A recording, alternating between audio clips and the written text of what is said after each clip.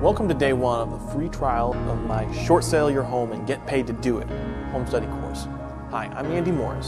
Today I want to go over comprehensively all of the options you have for your current situation. I divided the available options into three main groups. The three groups are if you want to stay in your house, if you want to just possibly delay and then possibly stay or move, and then options for moving and doing it in the best possible way. Let's start with your options for staying. Some of these options are obvious. Like obviously you can cure the default. You can, if you have money, you can catch everything current. That's an option if you have money. Obviously, I'm assuming that you would pay that. You wouldn't have gotten a situation if you had money to just pay your loan current. Another option that you may have is litigation. A lot of people like to avoid, suing people. We live in a litigious society, but for most of us, I don't enjoy going to court, and it's never fun. However, there are attorneys that have made it their business to challenge lenders on predatory lending practices. Also, even if there was no known predatory lending, oftentimes banks will violate any section of the volumes of banking code. Some attorneys have been known to find violations of banking code that your bank's done and actually challenge the debt and try to erase it. If you're lucky, you'll stay in your house forever for free because the balance goes to zero.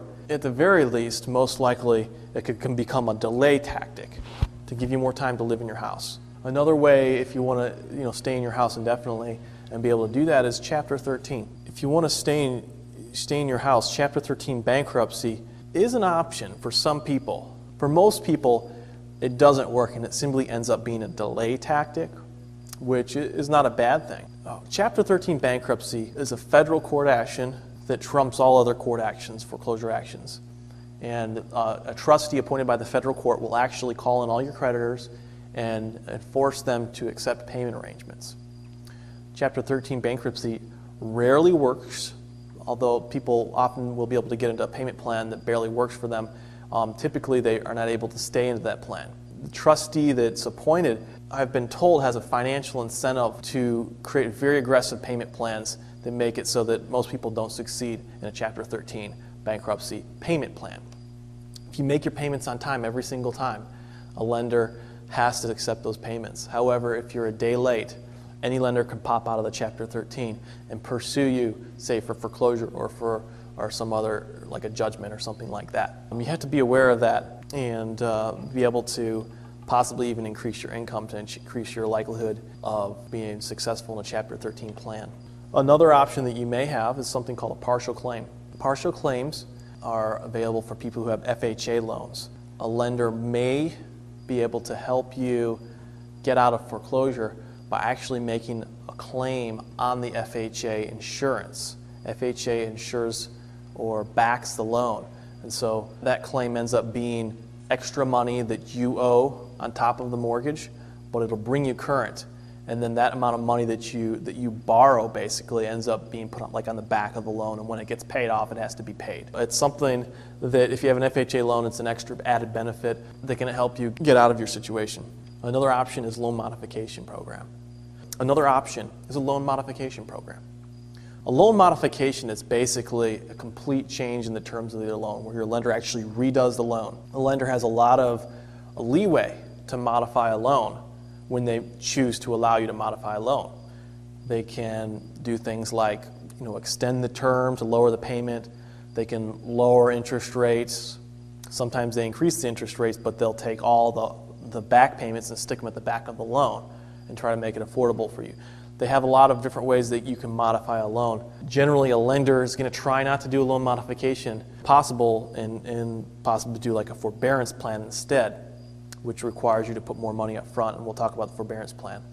However, loan modification is one of the most beneficial things you can do if you can get a lender to do it.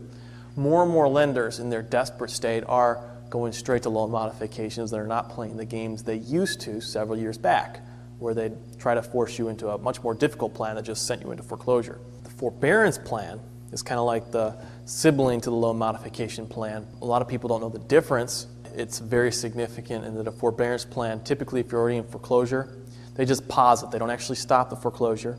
They don't redo the loan at all. They just simply ask you to start making payments plus a little bit extra to repay what hasn't, the back payments. Typically, they ask you to put a pretty large deposit up front, like to pay attorneys' legal fees or anything like that. Normally, for the average person who was having a hard time handling the loan anyways and then got behind, a forbearance plan simply isn't an option unless they're very generous in the way that they arrange it. In addition to the methods for staying in the house that I've already talked about, there's something called a foreclosure bailout refinance. Federal law has created a lot of opportunities. With the crisis in mortgages and loans, they've increased incentives for banks to work with you. One of the things that they've done is that if you were in a subprime loan that adjusted and then you went behind after that adjustment, like that adjustment adjusted up and your payments went way crazy and you couldn't make payments because of that, you may qualify, even though your credit's totally shot and your score is like 0 or negative, you may very well qualify based on your current income alone and not your credit to get a FHA loan at a good rate that's fixed for 30 years. Based on your income, you could afford that, and if your property appraises for what your new loan amount is going to be when you refinance,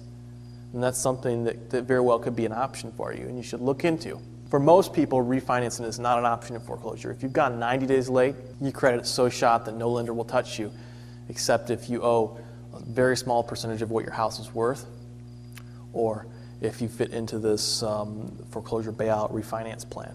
Another option, a potential option for you, which kind of combines some of the other options, is something called court mediation.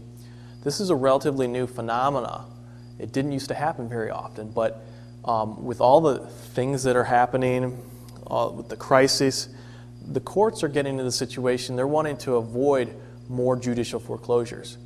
So, for instance, Ohio has created a plan which is being looked at by pretty much all the states now that do judicial foreclosures. Courts are encouraged to offer mediation to all foreclosure cases. If a defendant, i.e. you, if you're in foreclosure, accepts the offer for mediation, then the court can actually force someone to come out from, across the nation. They can require your lender to send a representative, fly out, spend all this money, and come meet with you face to face. And although no one's required to actually, other than to meet, no one's actually required to agree to any certain details really. Any agreements that are made are binding, and everything's recorded and moderated by a professional mediator. And so this is an incredible opportunity to get some of the, like a loan modification, a forbearance plan, things like that, when the loan, you may have talked to your loan company already and they wouldn't offer it to you because it's just some silly call center employee, from India that you get routed to every time. Well, when they're forced to spend thousands of dollars to send somebody out to talk to you face to face, you're going to get results, and they're going to be very motivated to give you something or do something for you if it's possible. Mediation can also be worked into some of the other strategies other than staying in the house. If you can get a lot of different results from mediation that are beneficial to both you and the bank. Best way to get things done if you have that opportunity in your state or in your situation. Another way that you could possibly stay in your house is through something called a leaseback. Leasebacks aren't always legal, so you want to check with an attorney in your state. And also, if you're doing a short sale and combining that with a leaseback, then you're going to want to make sure that the details of the lender acceptance letter for the short sale doesn't specifically say that you can't do a leaseback. A leaseback is something where you would actually short sale or just sell it like normal to, say, a friend or a friendly person or an investor. That person would then lease it back to you, usually with the certain purchase price agreed to at a certain point in the future, several years in the future, so that you have time to repair your credit. And I have to warn you, credit repair doesn't always work. However, if you sell the house and pay off the loan, usually, most people, if the house didn't go all the way into foreclosure, but they sold it and paid off the loan, most people can purchase a house within 2 years after having a significant credit failure. I'll talk more about leasebacks in the future, but all the strategies in the full short sale of your house, get paid course will work even if you're selling it to a friend to do a lease back.